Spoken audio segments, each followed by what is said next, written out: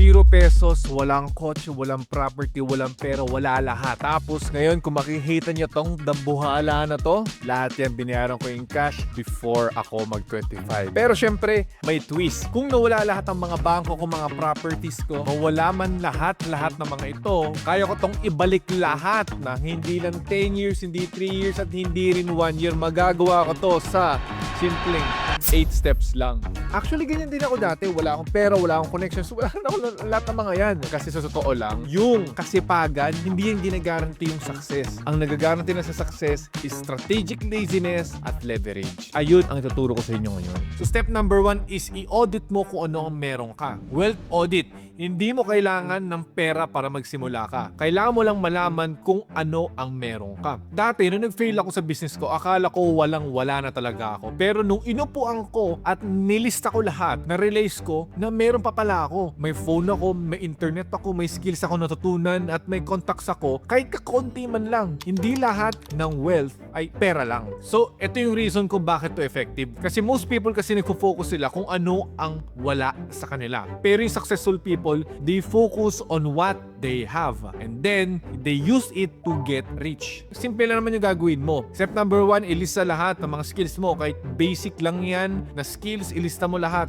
Kung marunong ka mag-edit, go. Mag-English, go. Mag-social media, go. Mag-drawing, lista mo. Basta lahat ng skills mo, ilista mo. Step number 2 is ilista mo lahat ng mga tools mo. Ito na yung mga physical na meron ka. Like, meron kang phone, may wifi ka, may laptop ka, or kahit anong pang meron ka na magagamit mo. Step number 3 is ilista mo lahat ng mga connections mo. Kahit 5 tao lang, ilista mo. Pero yung connections mo na may mga pera naman. Step number 4, ilist mo kung ilan hours ka ba available per day. Pro tip, gawin mo to sa notes app mo ngayon. Yung output nito, yung magiging foundation ng lahat ng ituturo ko. Pero wait lang, may list ka na ng mga resources mo. Ano naman ang gagawin mo dyan? Dito na papasok ang step 2. Pick one high income skill. Ito yung step number 2 na critical. One skill focus. Hindi mo kailangan ng 10 skill. Isa lang sapat na para kumita ka ng mga milyon-milyon. Noong nagsisimula pa lang ako maging mayaman, gusto ko matutunan lahat. Video editing, copywriting, web design, marketing, coding. Alam mo yung nangyari? Ni isang skill, wala ako na master. Tawag sa akin, jack of all trades, master of none. Noong nag-focus lang ako sa isang skill, yung pagiging middleman, taga-connect sa mga clients at freelancer at mag-close ng clients, doon talaga ako yumaman. Ang tanong, bakit isa lang? Kasi yung attention mo is limited resources yan. Parang tubig yan sa baso. Kung ikakalat mo sa 10 baso, onti lang laman bawat isa. Pero kung isa lang ang baso na yon at pupunuin mo kaagad, mapupuno mo kaagad.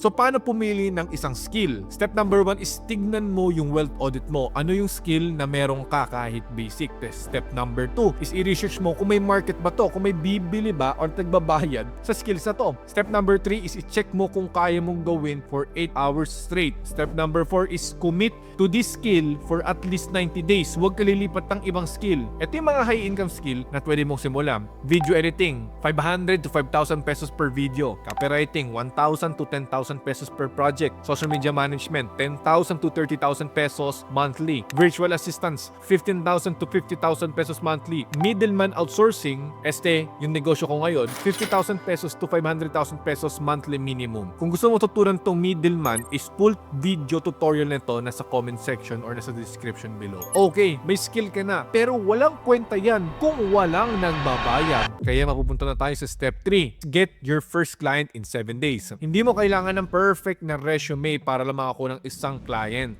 Yung first client ko, libre. Yes. Akala ko ba, i-offer mo to para mabili nila ganyan, para ka kumita ng billion. Bakit libre mo binigay? Easy ka lang yung puso mo. Libre ko to ginawa kasi alam ko na mas mahalaga yung magandang feedback mula doon sa client na yon kaysa maliit na bayad. Tapos, kung may proof na ako na kaya ko na literal, doon ako magpapabayad na malaki. At least meron akong experience, meron akong testimonial, at kaya ko na mag-price dahil may confidence na ako. Ito yung secret na hindi sinasabi ng iba. Yung first client mo, hindi yan para sa pera. Para yan sa proof. Kasi kapag may proof ka na, mas mapapadali ka mag-charge ng premium rates sa other clients. So ito yung 7-day client challenge na gagawin mo. Day 1 hanggang day 2. Mag-post ka sa Facebook na nag-offer ka ng free service pero limited lang to to 3 people only. Para may urgency na din siya. Day 3 to 4 is to send direct messages to 20 people, including friends, family, and acquaintances. Offer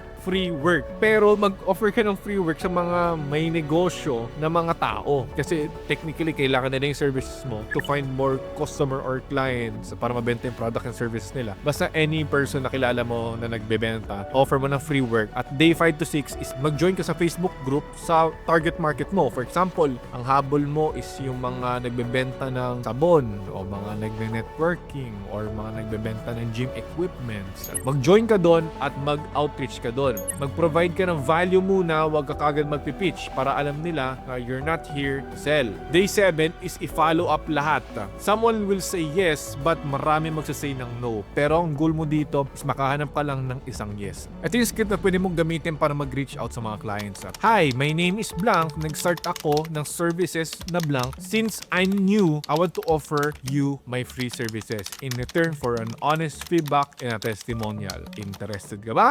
Kung oo, tara na. Ganun lang. Yung worst case scenario, walang kagagat. Ang best case naman, may client ka na sa 7 days. Nice. May first client ka na, pero paano mo siyang gagawin 10 clients? Dito naman tayo sa step 4. If you want to learn how I get clients online na nagbabayad sa akin ng milyon-milyon na walang capital, walang experience needed, pero pwede kang kumita ng 100,000 pesos monthly, ito yung exact business model na gagamitin ko kung nag-start ulit ako sa wala. Link ng full tutorial is in the description. Pero for now, tuloy tayo sa step number 4. Ito yung build client system, not a job. Hindi ka dapat gumagawa ng lahat. Dapat may sistema ka. Nung kumikita ako, sobrang busy ako. 16 hours a day. Walang day off. Akala ko success na yun. Basta kumikita ka ng 50k, ng 80k sa isang client, masaya na ako. Akala ko yun na yun. Pero hindi pala. Alipin lang ako na sarili kong negosyo. Ang turning point, nung nag-hire ako ng first assistant, bumalik yung 4 hours per day ko. Doon ko na-realize ng system over self. Bakit kailangan mo ng sistema? Simple lang. Kasi ikaw, limited ka. Meron kang 24 hours sa isang araw. Pero ang sistema, pwedeng mag-work yun kahit natutulog ka. Parang restaurant lang yan. Kung isipin mo, kung ikaw, ang cook, ang chef, ang waiter, ang cashier, ang janitor, kung ikaw gumagawa ng lahat, ilang customers sa restaurant na yun ang kaya mong iserve? Onti lang or baka isa lang. Pero kung isipin mo may team ka, meron kang tagaluto, sa cashier, meron ka rin janitor, meron ka rin waiter, at ikaw lang nagtitingin ng proseso, kaya mong mag-handle ng multiple customers sa restaurant na yun. Ganun rin dito. Kailangan mo ng team and processes para magkaroon ng unlimited growth. So ito yung client system blueprint. Step 1 is i-document lahat ng ginagawa mo. Screen record mo, isulat mo, at gumawa ka ng standard operating procedures or tinatawag nating SOPs. Step number 2 is i-identify ang task na pwedeng i-delegate. Ito yung mga repetitive na work, yung every hour or every day mo ginagawa. I-identify mo yung mga task na yon at mag-hire ka ng taong para i-delegate yung task na yon. Basta lahat ng mga repetitive work katulad ng answering customer inquiries, yan, CSR, lahat yan kailangan yan i-delegate. Step number 3 is hire one person muna kahit part-time lang. Step number 4 is to train them using your documentation or yung ginawa mong SOP or documentation, gamitin mo yon at ibigay mo sa kanila para matutunan nila kung paano yung trabaho na yun. At step number 5 is gradually increase the number of people as income grows. So mga masasuggest ko na i-hire mo muna, siguro general VA muna na mga sa 15,000 to 20,000 per month na mga beginners na mga VA dyan. Ang gagawin nila is mag-handle mga emails, scheduling, mga basic tasks na mag-free up ng 20 hours a week mo. Pero yung tip, wag na wag ka mag-iintay na maging mayaman ka muna bago ka mag-hire ng una mong virtual assistant or ng personal assistant mo. Mag-hire ka para yumaman, pero syempre pagkakamali ng tao, you buy back your time. Nag-hire ka para may time ka. Pero ang tanong, anong gagawin mo sa time na yon? Hindi lang parang lumakwat siya or humiga. Gagawin mo yon para gumawa pa ng more money. You need to invest your time kung saan talaga mas mahalaga. In-outsource mo lang yung mga tasks na lagi mong ginagawa na hindi naman nag-generate ng income. So ngayon may time ka na, gamitin mo yung time na yon to create system, more SOPs, more documentation, more clients, more closing. Kumasok ka ng customers, more products, lahat yun yung trabaho mo. Yung personal assistant mo, nandyan lang yan para tulungan ka sa mga tasks na hindi naman nakakapag-generate ng income. May system ka na, pero paano kung gusto mo pang kumita na mas malaki? dito na tayo sa step number 5. Stock your income. May time na 50,000 pesos lang ang monthly ko. Hindi ko na dinadagdagan ng panibagong business. Anong ginawa ko? Tinaasan ko na lang yung rate ko. Nag-offer din ako ng extra service sa existing client. Same effort pero 150,000 pesos ang income ko. 3x increase without working harder. Ito yung mind shift na nagawa ko. Hindi mo kailangan ng maraming clients para yumaman or maraming customers para yumaman. Kailangan mo lang na mas valuable na offer. Parang jeepney driver lang yan. Pwede siya mag-drive ng 12 hours para sa 800 pesos or pwede naman siya mag-drive sa Grab at kumita ng 3,000 pesos sa 6 hours. Same skills, different positioning. So ito yung mga methods na pwede mong gawin para mag-stack pa yung income mo. Method number 1 is to raise your rates or taasan mo yung presyo mo every 3 months. Pero depende to kung marami kang nabibigay na resulta sa clients or customers mo. Increase 20% basta tumaas din yung value ng offer mo. Yung mga clients na nagko-complain, let them go. New clients pay for new rates. Method number 2 is i-upsell yung mga existing customers or clients mo. Kung video editor ka, mag-offer ka ng thumbnail design. Kung VA ka, mag-offer ka ng social media management. Kung copywriter ka, mag-offer ka ng email sequences. Lahat ng mga services is meron yung complementary offer na pwede mong ibigay sa kanila. For example, parang sa restaurant lang yan. Kapag bumili yan ng burger, bentahan mo din ng fries. Pag binigyan mo ng fries, bentahan mo ng Coke. Ganun lang dito. Method number 3 is productize your service. Ibig sabihin nito, kapag may service ka na, syempre binibenta mo na yung service mo at magaling ka na doon or sa product mo, mag-create ka na ng mga templates at pwede mo nang i-productize yung services mo na pwedeng ibenta. Ibig sabihin ng pwede mo nang gawin siyang as a product.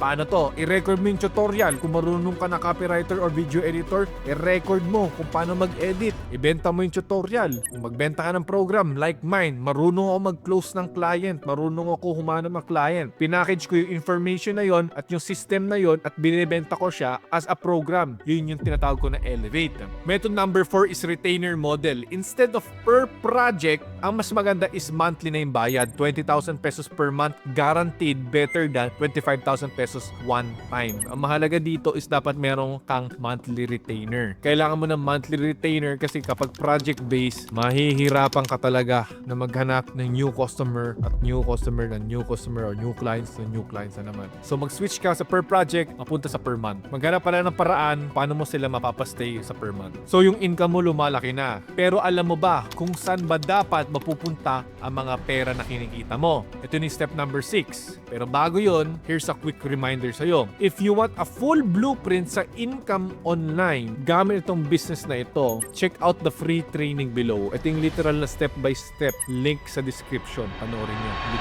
Tuloy na tayo sa step number 6. Protect your money. Hindi na mahalaga kung gaano kalaki ang kinikita mo. Ang mahalaga ay kung magkano ba yung natitira sa'yo. Ay doon tayo nagkakanda talo-talo. Nung first million ko, alam mo ba kung saan napunta? Sa luho, kotse, gadgets, parties, inuman. Naku po, after 6 months, pangalawang milyon ko. Ibang kwento na to. 70% agad sa savings at investment at nag-ipon ako ng emergency funds. Until now, lumalaki pa rin yung emergency funds sa pinag-iipunan ko. Ito yung katotohanan. Kung kikita ka ng milyon-milyon, madali lang yan. Kapag may sistema ka na para kitaan yun. Pero yung mag-keep ng mga millions, ibang skill na yan. Parang tubig lang yan sa timba.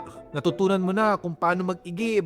Nag-hire ka ng tao para mag-igib. Oh, ang daming tubig sa timba na yun. Pero kung yung timba na yun, puro butas, kahit gano'ng ka kagaling, kahit gano'ng ka kabilis magbuhos ng tubig sa timba, kahit gano'ng pa karaming tao na magbuhos ng tubig sa timba na yun, maraming butas, wala pa rin matitira doon. Kaya dahil doon, gumawa ako ng money protection system. Ito yung gagawin mo. 70-20 rule. So, ganito gagawin mo. Yung total net income mo, ito yung literal na net income. Ibig sabihin, ito na yung pumasok na pera sa'yo, minus na yung business expenses at living expenses. Like literal, ito na yung natira. Okay? Ang gagawin mo doon, sa net income mo na yun, 70% sa savings or investment, non-negotiable to kasi gagawin mo rin yung savings mo as an emergency funds. Kaya malaki talagang chunk na mapupunta dito. 20% naman is mapupunta sa business reinvestment. So, kumbaga, pwede ka dito mag-invest sa skill mo, sa programs, sa mentors, sa mga coaches, or more products, more faster internet, anything na mas makaka-generate pa ng more money sa business, dito mapupunta yung 20%. At yung natirang 10%, ito yung lifestyle mo, ito yung luho, yung mga wants mo. Okay? Bakit 10%? At least Kung gusto mong gumastos ng 100k next month, kailangan yung 10% nung kikitain mo is 100k. Ganun dapat.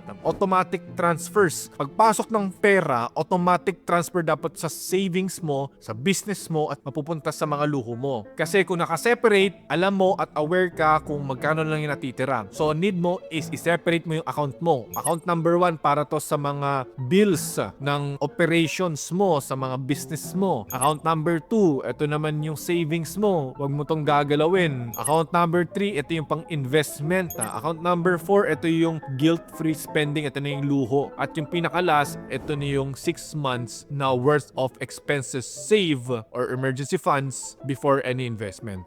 Ito yung masasabi mong makakatulog ka sa gabi na mahinahon dahil meron kang emergency funds. Okay? Pero ang pinaka-priority nyo dito, emergency funds no matter what. Wag ka nga muna mag-savings eh. Emergency funds muna. Yung pinaka-una mo. Ito yung pro tip. Treat your savings like a bill. Hindi optional yan. Required yan bayaran every month. So, okay na. Protected na yung pera mo. Alam mo na kung paano mag-separate at mag-organize ng mga pera. Pero ito yung tanong, paano mo siya papalakihin? Step number 7 natin is multiply through investment.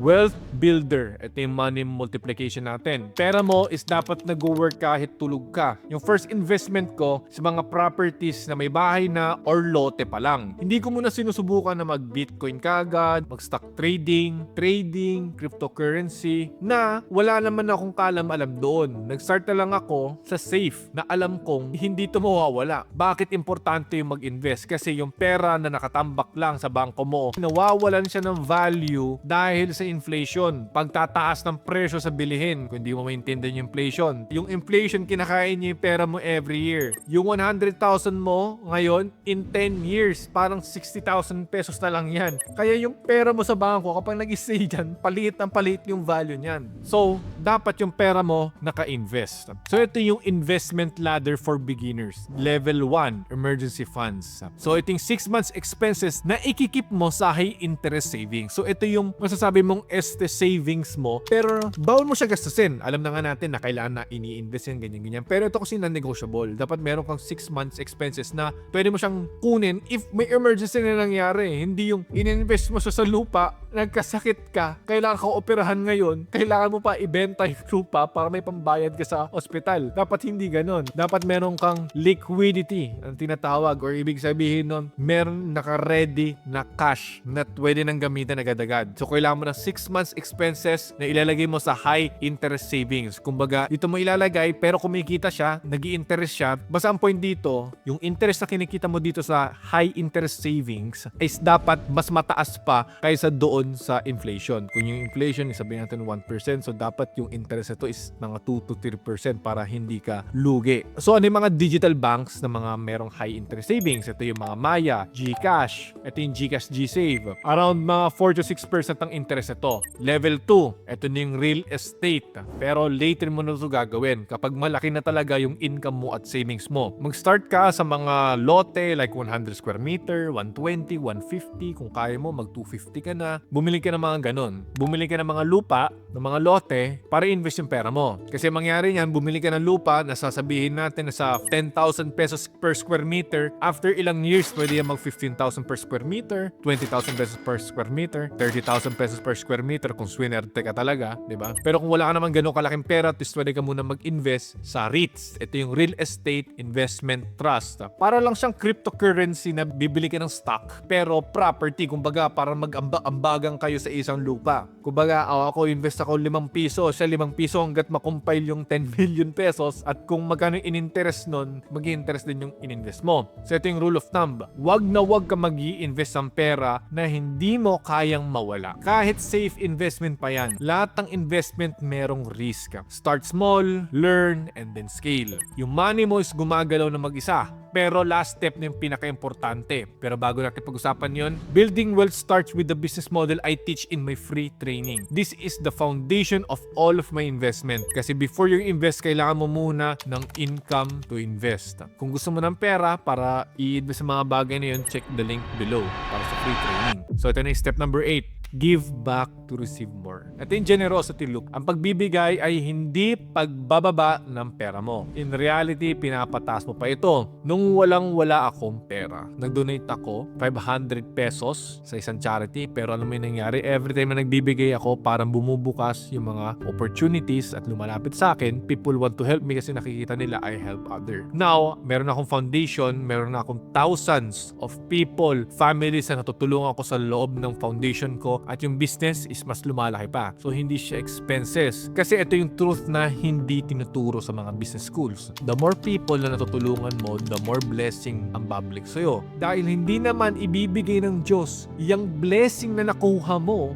for nothing. Binigay yan to uplift others, para tulungan ng ibang tao, tulungan ng ibang pamilya, tulungan ng ibang mga nangangailangan. Hindi man lang yan for donation, hindi man lang yan for charity purposes. Kahit yung mga empleyado mo, kailangan mo tulungan talaga para galingan nila, kasi isa rin yung way para matulungan mo din sila at matutulungan ka rin nila in the future. You help them, in-help ka din nila. Ganun din yung mga sa mga charities is mag-give back din sila sa ibang mga tao, and yung ibang mga friends mo ma-inspire din. So ano yan, snowball effect na yan. So ito yung generosity system na pwede mong simulan. 1% ng income mo is mapupunta dapat sa charity. Kahit magkano pa yan, 10,000 pesos or 100 pesos, nakadepende yan kung magkano yung kinikita mo. Laki yan ang donation as income grows. Give time, not just money. Pwede mong gawin is, di lang naman about sa donation lang. Pwede ka mag-mentor for free, answer questions sa mga communities, share your knowledge without asking anything back, give to your audience free content sa YouTube, post tips, free resources, templates, guides, free training. Like itong ginagawa ko ngayon, this is all kinds of giving back. Laging tatandaan, kung kayang ibigay ng Diyos itong blessing na to, kaya niya rin tanggalin itong blessing na to. So give your team bonuses when possible, recognitions publicly, growth opportunities sa kanila, give first, give freely, and give consistently. At yung return comes later. So ngayon, alam mo na yung 8-step blueprint ko para maging multi-millionaire ulit kapag nawalang-wala na ako. Pero ito yung problema, hindi mo rin kayang i-implement to sa buhay mo. Bakit? Kasi wala ka namang negosyo para i-implement tong mga to. So anong negosyo ang gagawin mo? Kaya yung next video na ito yung 6 steps para kumita ng 30,000 pesos every single day. 1 hour tutorial to, ituturo ko dito literal step by step. Yun yung foundation ng lahat ng steps na to. Dito, itong negosyo na hindi mo kailangan ng kapital, ng time, at ng skills or experience. Pero pwede kang kumita dito ng 100,000 pesos na monthly kahit part-time lang yan. This is my main business model. I tried 10 businesses in the past and this is the easiest start and scale. Link in the description for the free training. This is Frank Miano and I will see you on the top.